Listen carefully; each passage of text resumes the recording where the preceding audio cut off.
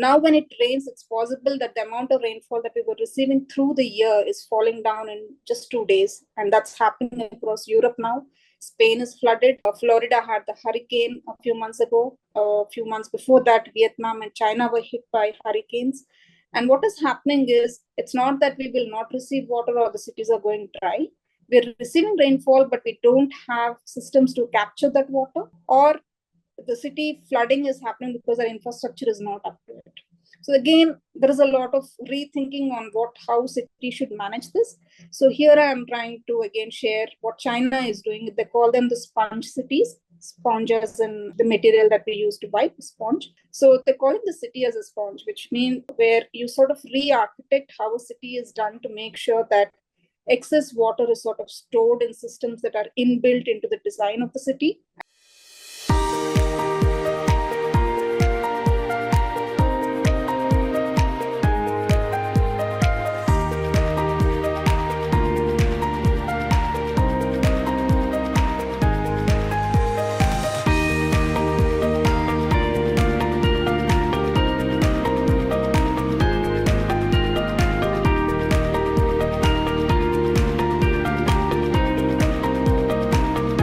So from fashion again, I'm moving into a completely different topic here, which is our oceans. Now, again, in the team or the audiences that are here, all of us would have heard about Greta talking about this youngster who talks about climate, right? But how many of us have heard a boy's name called Boyan Slat? Now, he is a much more the person that should be known to all of us, because he's single-handedly sort of revisited how our oceans are. And for all of us who are not staying close to the coastal lines, we're cut off as urban people from what's happening in oceans. We see beautiful tourism pictures, and then you say, okay, the beaches are looking clean and nice, and so on. But oceans actually form a big part of our life, although we don't realize, because our food supply comes through ships. The fuel that our country uses comes through ships. If ships were to stop, run through the oceans, we may not have food systems in place, we may not have medicines in place, we may not have fuel to run the country. So shipping industry sort of forms I think almost more than 50% of the economy is based on shipping lines. Now, along with shipping comes how we harness the oceans for our food, which is basically your fishery industry. And then we have all the waste that is there, whether it's organic waste or sewage water or plastic. It's ending up in the oceans. And why do we need to worry about oceans, right? Okay, oceans can be dumped. More than 70% or bigger chunk of the earth is oceans. So why should we worry about what's happening to the oceans? Now, oceans play a very big part in something as simple as monsoons that we look forward to for our agriculture, and rainfall and our water sources is a result of how our oceans behave.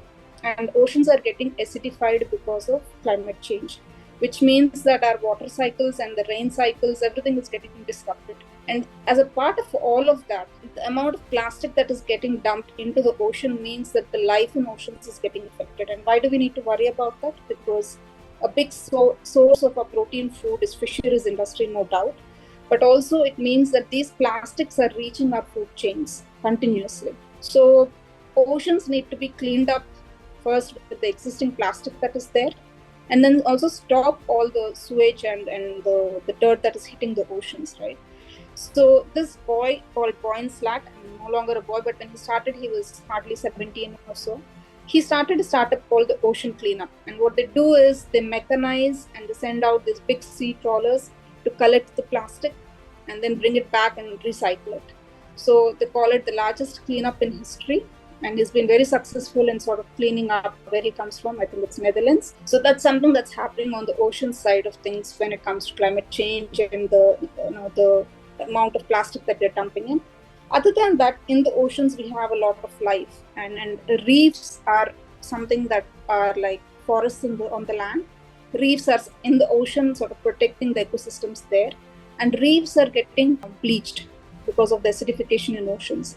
So there are startups that are looking at how do we introduce artificial reefs into the oceans so that these ecosystems don't collapse. And we even have some of the youngsters from India sort of looking at how to sort of introduce these artificial reefs at the lowest cost possible, and new technology like 3D printing and others have been introduced. So again, my idea is to sort of give you a span of all the things that are happening across various verticals. So I'm jumping from one topic to another. It may seem like too much, but this is just like the top of the innovation or the change that is happening across the globe in various verticals. So coming back to the oceans, and again, why we need to sort of focus, especially in India, we have one of the longest coastlines, and if you look at our own fishery industry, and even from a security perspective, our oceans are the way we sort of run our economy could take a huge boost if we manage what we call as the blue economy. And the blue economy could involve anything and everything related to shipping. It could be to harness power from the seas. It could be to do with aquaculture. Again, across the globe, there is a lot happening in the aquaculture side of things. They're trying to do it in a more organic or a natural way where you don't affect the oceans too much. And in the future, this may be the source of our protein. If the meat industry is either stopped due to regulations or it collapses, seas will be the biggest source of our protein food. So it's important that we sort of focus on the innovation that needs to be done in this space. So even India, again, I just want to highlight that the government and the country today is focusing on all the innovations that need to happen in various sectors, including the what's called as the Blue Economy Mission. And startups are being encouraged to sort of look at the entire blue economy, so to say. Anything to do with the oceans and the water. It could be food, it could be using new green hydrogen for helping the shipping industry to bring down the cost, because the fuel used there also needs to be revisited. So there's a whole lot of sort of revisiting how we can look at innovations to help the blue economy is also happening. Then I'm moving into a completely different topic which hits us every day, especially people who are in the urban centers in India. When it rains, it's pouring now. And when it pours, the water is stuck, cities are flooded. At the same time, come summer, we don't have enough water to drink. So this is going to get worse because entire climate systems, like I was saying, are at a point where the weather is being impacted in a way where we're not able to predict anymore. It's November in Hyderabad and people have not even pulled out a single sweater. It's still warm and hot. 10 years ago, November, you can look at the temperatures in the city of Hyderabad. You would be carrying at least a sweater, if not a shawl and so on. It was cold. Now it is not. In the same way, during the rainy season, when it rains, it was spread across the year or the monsoon season, right? Now when it rains, it's possible that the amount of rainfall that we were receiving through the year is falling down in just 2 days. And that's happening across Europe now. Spain is flooded. Florida had the hurricane a few months ago. A few months before that, Vietnam and China were hit by hurricanes. And what is happening is, it's not that we will not receive water or the cities are going dry. We're receiving rainfall, but we don't have systems to capture that water, or the city flooding is happening because our infrastructure is not up to it. So again, there is a lot of rethinking on how city should manage this. So here I am trying to again share what China is doing. They call them the sponge cities. Sponge as in the material that we use to wipe, sponge. So they're calling the city as a sponge, which means where you sort of re-architect how a city is done to make sure that excess water is sort of stored in systems that are inbuilt into the design of the city. And that water then is sort of recirculated to be your drinking water or to be used in toilets or to irrigation and so on. But we don't allow any rainwater to mix with the storm or drainage water, which is the biggest problem that India has today. So these sponge cities may be the future for all, not just cities that receive a lot of rainfall today. It could be even in the deserts. And we've seen last year, I think Dubai this year, was flooded. It's a desert city. And there was too much rainfall in just 2 days. Now, that could be climate change. It could be because they were doing cloud seeding. But whatever the reason, the entire way that we look at our infrastructure needs to be revisited, because temperatures are going to go up. And when it rains, there's going to be too much water for us to sort of manage it within the city premises. How do we sort of absorb that rainwater, take rain harvesting to the city level, basically, not at an individual house level? So China is spending a lot to make sure that each city then is called a sponge city to store up the water. Similarly, Japan has always had a problem with too much rain I'm not sure if it's Tokyo or another city there, but they have stadiums and they have huge entire cities. Structures have another basement, 2 or 3 levels where they can store water when it rains, and then they sort of use those storage systems to sort of reuse it later. But first, the city doesn't get flooded. So there are a lot of systems that are being built and also revisited. Same way, Netherlands, they are trying to use, you can call it concrete or asphalt that's put onto the roads. Can that absorb water? Because today our roads don't absorb water, or they don't allow for any water percolation, and then they're cementing the whole city. Basically, we're saying let the water come in, it'll be flooded like a swimming pool because the water doesn't have a place for it to sort of go back into the ground. So how do you sort of revisit this entire city infrastructure to allow for the changes that climate change is bringing in, and we still survive it either by not getting flooded out or by a drought situation where we don't have drinking water? So again, in Hyderabad too and across the country, we have a lot of startups revisiting this. All of these are like small dots of change that are happening. It may take a longer time to sort of percolate into mainstream, but work is certainly happening in this area. So again, Netherlands, I just want to bring in how all the cities and countries are sort of revisiting when there is excess energy in some place, or whether there's excess water, how do we then sort of put into a circular sort of usage, right? Earlier it was just left out. So Netherlands, for example, has one of the biggest data centers where there's a lot of heat that is generated. So when you have a lot of computers and server systems, imagine when you're using your PC, right, it gets heated up. When you use your mobile, it gets heated up. So imagine if in a data center with thousands of servers, they get heated up.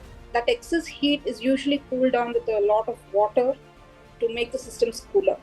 So now instead of doing that, they're using that heat to send them back into farms because it's a very cold country.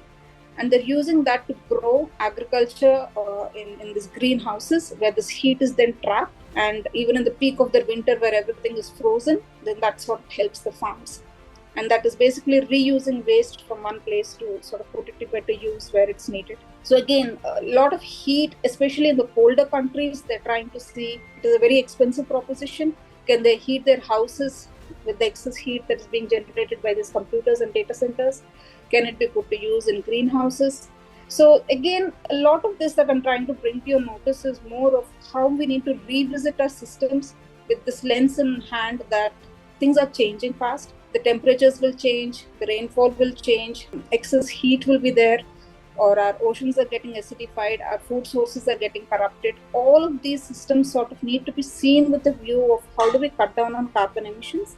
And for that, a lot of rethinking, whether you call it innovation or how we solve for it, the way we look at things need to drastically change. And the whole reason of giving the spread of things is to sort of ignite your curious minds around it. So broadly, again, from an industry's perspective, they're saying the solutions lie in cutting down carbon emissions. How do we bring down the sea level? How do we reduce our fossil fuel consumption? How do we control this extreme weather and make it livable for people? And how do we decrease the temperatures that we're seeing? That is from an industry's perspective.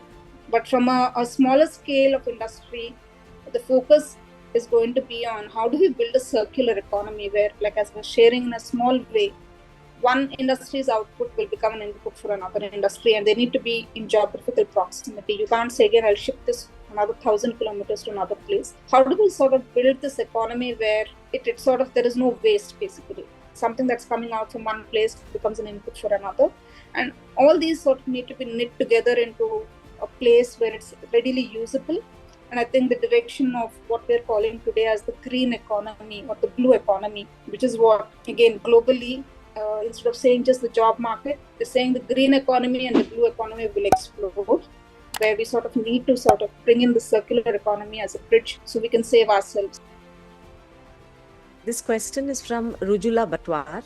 Sir, I would like to pursue marine biology. Does anyone know about it? Like, is it worth pursuing it nowadays? From a career perspective, I know in India right now, there is not too much focus on it. But going forward, like, both the food systems and also some products, for example, like recyclable plastic, which is being made from algae. A lot of the sea produce is now coming into visibility, which was not the case earlier. So I would say it's far better than what it was earlier, but I'm not sure if I can promise you that once you take this, there is a robust career out there. But blue economy as a whole is being focused on. So I would say overall, the number of jobs that will shoot up in marine will go up. But from your individual perspective, I don't know what your interests are. So I can't say that, oh, yes, go for it and you'll get a job. That promise I don't think any one of us can make here. But as a category, it is certainly blowing up. This is from Kailasha Nathan. Please, can you tell something on oil spills by many ships spoiling and polluting our water bodies? Any data? I may not be able to give you data, but I can say that there are a lot of non-profits, especially the ones I shared also about ocean cleanup. They are doing a lot of work in terms of cleaning up spills. And again, we need to see it from a lens of the expense that is involved. There is technology, but imagine if the oil spill is happening in the middle of the ocean, right? And even if you have a solution, you need to send this solution all the way there to sort of mop it up. So the focus is right now on clearing spillages which are closer to coastal waters, which is what is happening with a lot of the US cities, which are the coastal cities. Recently near Florida and California and other places, wherever they've seen oil spillages, the focus has been in mopping it up, and they're using certainly new innovative ways to clean that up rather than allowing it to sink through. I may be able to give you some specific cases and a lot of innovation happening there too. But the focus is on cleaning up when that spill is close to the city versus what is happening in the deep oceans. This is from Dr. Sambamurthy Nanduri. How can we accelerate the adoption of breakthrough climate technologies while ensuring they are accessible and equitable for both developed and developing countries? So that's a very big question, sir, actually. Right now, a lot of these learnings are lying with more industrialized countries, and at the global level, they're calling them the global north, which is the western countries, including Australia, although it's in the south of the south direction-wise. So global north has the money, it has the industrial know-how, and also the resources to do it. But the global south, which is relatively poorer, still developing countries, doesn't have the money or the resources, or the populations are huge. So we are dependent very much on the global north sharing their knowledge, which is what at a global level the drive is for. So if you look at this conference of parties, COP meetings that are happening at a global level, one is for desertification, one is for biodiversity, one is to control climate change. All of them are trying to push the global north to share knowledge and money. And there is a completely new topic or a different topic called climate finance, where hopefully the global north will agree to sort of share their monies with the global south so that we can adopt these technologies and innovations. So it's not an easy answer to your question. It's a global fight, but the global south and especially India is at a very, I would say, at a critical point, because we have known how to solve for ourselves with the population size that we have. If we can take it to the next level, then we have the answers that can be answers to the entire global south. We have solved it in technology, for example, in the financial systems. When we say UPI, a lot of the countries want to use that United Payment Interface, what we use Google Pay and PayPal and all of the, Paytm and other things. We've cracked it at a scale. Similarly, if we find solutions that are scalable in the climate change realm, then we will be able to support the rest of the African nations, the rest of the global south, which need these. We can't keep waiting for global north to sort of provide it. And that's the reason, even this talk, I was very glad that Vishwa team accepted it, because how do we sort of think from a more research perspective, from an innovation perspective, to solve our own problems is something that we can take to the world. And right now it is more at a sensitization level. Then once people understand that these are the areas to focus on, like member sharing, there are some non-profits coming in with waste management solutions. Similarly, we will need something in agriculture, we need in textiles. If we find our solutions, we can take it to the globe. We can't keep waiting for the richer and the industrialized nations to share their know-how. But hopefully they'll give us the money. That's the fight. We'll move on to our next question. Mr. Mukesh Kumar, anything on the policies of climate change, regarding climate change? Yes. So India has been at the forefront. The Ministry of Environment and Forestry now is called MOEF. It was earlier MOEF. Now it is MOEFCC. So the ministry is responsible for not just environment and forestry, but also for climate change. And we also have most cities and states producing a policy paper on climate change. Telangana is one of the few states that has not yet published it. There is a draft that is there somewhere, but Tamil Nadu has been at the forefront. Even states like Jharkhand have a separate policy for climate change. These are policies on paper, and I'm not going into the implementation of it, but certainly there is visibility, there is understanding that we cannot continue as we are. So, again, we publish, Dharmavana publishes climate newsletters regularly. In one of the newsletters, we highlighted all the climate change related policies that each state has produced. I could share that. On paper, it is certainly there. We are still not yet there, but the intent, and I am happy to say that India is, I wouldn't say forefront, but we're acting on it. Usually we put it out of a policy and then nothing happens, but we're certainly moving. So for example, in Tamil Nadu, we have an excellent IAS officer. The name is Sahu, and she is doing wonderful work with the way deforestation works, programs are going on. Mangroves are being, conserved. They have a separate group of youngsters that they've taken as green warriors. I forgot the name right. Where the youngsters are being sent out through the state to sort of work with various verticals to solve for various aspects of climate change. So there is certainly visibility. The younger civil officers are very hands-on on this. You see, your forestry officials are much more vocal on X, where they share what's going on. Policy and intent is, our problem is more with the scale at which we need to solve. We are not a small country.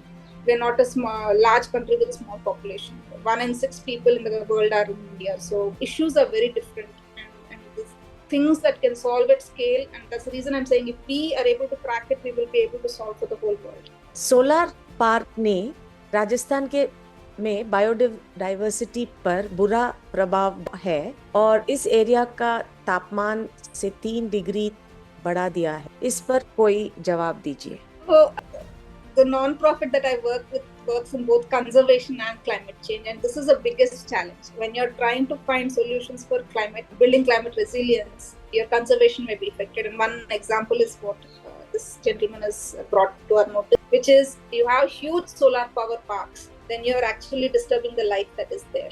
So it is a very, very thin balance, and there are no answers. There is no such thing that conservation zyada hoga, conservation zyada hua to climate change nahi. So there are very tough calls, and I feel the future CEOs and decision makers will be more of ethics professionals rather than execution people, because these are very, very challenging decisions to be made. But at the end of it, for example, this Rajasthan one, yes, some birds have been affected, and these no longer small parks. They go across 2,000 hectares, and there are reverse cases where some other birds are coming in much more because they're finding water there. So there are no easy answers. ये switch नहीं है कि हम ये solve हो जाएगा. It is a very, very big moral discussion, so to say.